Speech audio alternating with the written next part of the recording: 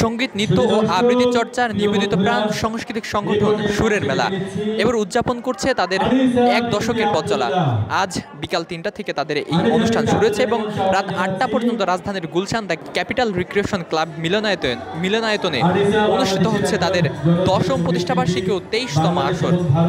দীর্ঘ ১০ বছরের যাত্রায় সুরের মেলা সাংস্কৃতিক আলো ছড়িয়ে এসেছে দেশ ও প্রবাসের সংস্কৃতি প্রেমীদের মধ্যে। সংগঠনটির নিয়মিত আয়োজনের মধ্য দিয়ে দেশের নবীন ও অভিজ্ঞ শিল্পীদের একত্র করছে একই মঞ্চে। এই ধারাবাহিকতার অংশ হিসেবে আয়োজিত হচ্ছে এবারের বিশেষ অনুষ্ঠান। দর্শক দেখতে পাচ্ছেন, এই অনুষ্ঠানকে কেন্দ্র করে সারা দেশ থেকে ছোট বড় যে সকল শিল্পীরা রয়েছে তারা এখানে একত্রিত হয়েছে এবং এই অনুষ্ঠানে তারা কিন্তু গানের আসরে মেতেছেন। এবং অনুষ্ঠানের প্রধান অতিথি হিসেবে উপস্থিত থাকবেন বিশিষ্ট কবি, উপস্থাপক, গবেষক ও বাংলাদেশ শিল্পকলা একাডেমির মহাপরিচালক কবি রেজাউদ্দিন স্টালিন। তিনি সুরের মেলার এই সাংস্কৃতিক উদ্যোগের ধারাবাহিকতাকে বাংলা সাংস্কৃতিক বিকাশ এবং ইতিবাচক ভূমিকা হিসেবে উল্লেখ করবেন বলে আশা রাখছেন আয়োজকরা। দর্শক, বিশেষ অতিথি হিসেবে উপস্থিত রয়েছেন বাংলাদেশ সমাজসেবক ও সংস্কৃতিপ্রেমী নাহিদুল হক নাহিদ এবং কনেভার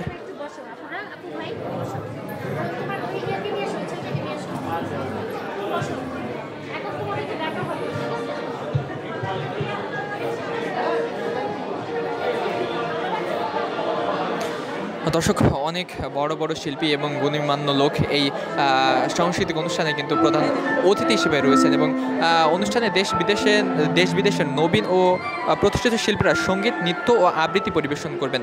প্রবাসী শিল্পীদের অনলাইনে অংশগ্রহণের পাশাপাশি তরুণ শিল্পীদেরও নিজের প্রতিভা তুলে ধরবেন এই মঞ্চে। আয়োজকরা জানিয়েছেন, সুরের মেলা কেবল একটি সাংস্কৃতিক সংগঠন নয়, এটি একটি পরিবার যেখানে সঙ্গীত, কবিতা ও শিল্পকলার মাধ্যমে মানুষ একে অপরের সঙ্গে যুক্ত হয়ে হৃদয়ের সেতু বন্ধনে।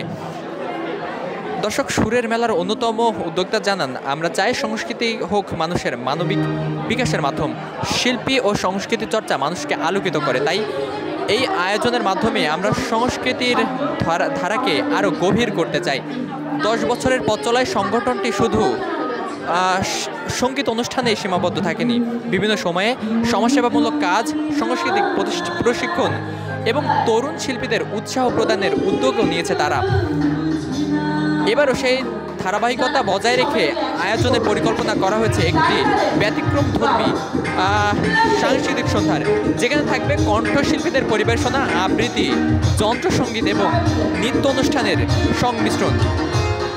আয়োজক কমিটির পক্ষ থেকে জানানো হয়েছে, অনুষ্ঠানটির যাবতীয় প্রস্তুতি প্রায় শেষ পর্যায়ে এবং আমন্ত্রিত অতিথি শিল্পীরাই কিন্তু এই মুহূর্তে এখানে উপস্থিত হয়েছেন এবং এই শিল্পীদের পরিবেশনা কিন্তু তিনি উপভোগ করছেন।